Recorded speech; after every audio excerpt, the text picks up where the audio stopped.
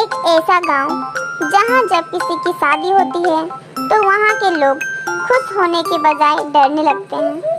वहां कभी भी किसी की शादी होती है तो गांव के किसी न किसी की मौत हो जाती है।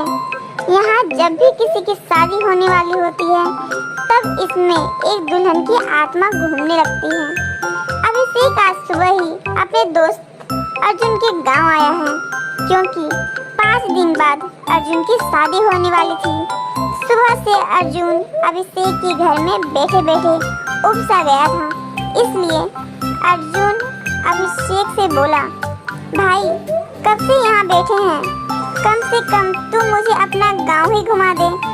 अभिषेक की बात सुनकर अर्जुन समझ गया कि यहाँ बैठे बैठे उब गया है, इसलिए अर्जुन उससे बोलता है, चल ठीक है भाई चल। और इतना बोलकर दोनों घर से बाहर जाने लगता है। तभी दोनों को बाहर जाता देख अर्जुन की मम्मी बोलती है, कहाँ जा रहे हो बेटा तुम दोनों इस समय। अर्जुन फिर अपनी मम्मी की बात का जवाब देते हुए बोलता है, कहीं नहीं मम्मी, बस अभिषेक को अपना गांव घुमाने ले जा रहा हूँ। फिर अभिषेक की मम्मी बोलती है, ठीक है पर रात होने से पहले घर आ जाना, तुझे तो पता है ना इस गांव के बारे में। फिर अर्जुन जवाब देते हुए बोलता है, हाँ मम्मी मुझे पता है। इतना बोलकर अर्जुन अभिषेक को अपना गांव घुमाने ले जाता है। अर्जुन का गांव काफी बड़ा और सुंदर गांव था, काफी चहल पहल थी। उस गांव में अभिषेक को भी काफी मजा आने लगा था।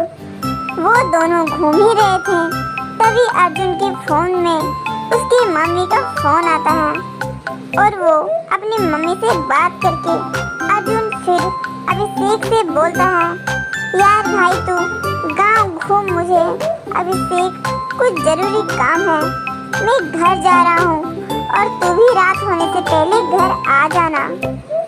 इतना बोलकर अर्जुन अपने घर जाने लगता है और अभिषेक हाँ मैं अपना सर हिलाता है और आगे बढ़ जाता है।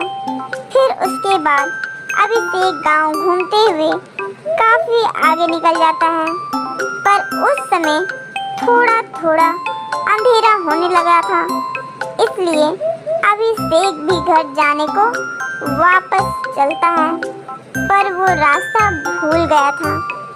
इसलिए अभिषेक अर्जुन से रास्ता पूछने के लिए अपना फोन अपनी जेब से निकालता है और अपनी किस्मत को कोसते हुए बोलता है, यार 1% बैटरी बची है, काश बात होने के बाद ही फोन स्विच ऑफ हो। ये बोलकर अभिषेक अर्जुन को फोन करने लगता है और जैसे ही अर्जुन फोन दूसरी ओर से उठाता है और गुस्से में बोलता है, अबे यार कहाँ है तू, अभी तक गांव में इतनी रात तक घूमना सही नहीं है। फिर अभिषेक जवाब देते हुए बोलता है, भाई पहले मेरी बात तो सुन ले, मैं यहाँ। अभिषेक ने इतना ही बोला था, तभी अभिषेक का फोन स्विच ऑफ हो जाता है, पर उसके अभिषेक आगे जाने लगता है और सोचता है, अभी आगे कहीं से रास्ता पूछ लूंगा। यही सोचते हुए अभिषेक आगे तो बढ़े जा रहा था, पर उसे वहाँ आसपास कोई नहीं दिखता।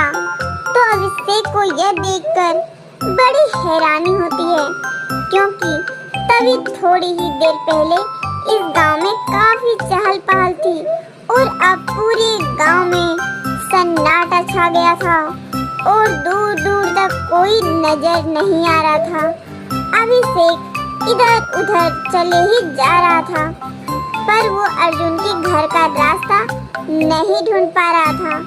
रास्ता ढूंढते हुए अभिषेक को लगभग 2 से 3 घंटे हो गए और अभिषेक काफी थक सा गया था। तभी उसकी नजर उसके सामने एक लड़की खड़ी थी जिसने दुल्हन के जैसे कपड़े पहने थे और वो उसे देखकर मुस्कुरा रही थी।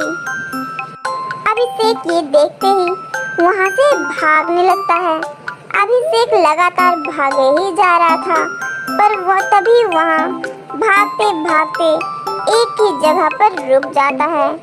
वो इसलिए रुका था क्योंकि उसके सामने देखा तो बिना सिर वाले लोग खड़े थे और उन सब ने दूल्हे के कपड़े पहने थे। शायद वो वही लोग थे जिसके सर उस गड्ढे में पड़े थे। फिर उसके बाद अभिषेक उनसे बचने के लिए अपने पीछे की ओर भागने को जैसे ही मुड़ा तो उसकी सांसें जैसे रुक सी गई थी, क्योंकि उसने देखा उसके सामने वही लड़की खड़ी थी और उसके पास दुल्हन के कपड़े भी थे। वे धीरे धीरे उसके ही पास आते जा रही थी और वे सभी बिना सर वाले लोग भी उसके ही पास आ रहे थे। तभी अभिषेक जहाँ खड़ा था वहाँ अचानक से तेज रोशनी आ गई। तभी अभिषेक ने देखा कि वो जिस गंबे के नीचे खड़ा था और उस गंबे की स्टील लाइट चलने के कारण ही वहाँ तेज रोशनी लगने लगी। तभी अभिषेक यह नोटिस करता है कि जब से वहाँ रोशनी हुई तब से वो लड़की और वो सभी बिना सिर वाले लोग वहीं रुक गए थे और अभिषेक भी यह समझ गया था अब उसे बचना है तो उसे वहीं रुकना होगा। इसलिए अभिषेक उस गंबे के नीचे ही खड़ा होकर पूरी रात निकाल लेता है। फिर उसके बाद अभिषेक जब अर्जुन के घर आकर सारी बात बताता है तब अर्जुन की मम्मी अभिषेक को बताती है वो दुल्हन की आत्मा है, इस गांव में कई सालों से है। कहते हैं जिस लड़की की शादी होने वाली होती है उसी दिन उसका कत्ल किसी ने कर दिया था और तभी से वो इस गांव में भटक रही है और किसी न किसी की जान जरूर ले लेती है।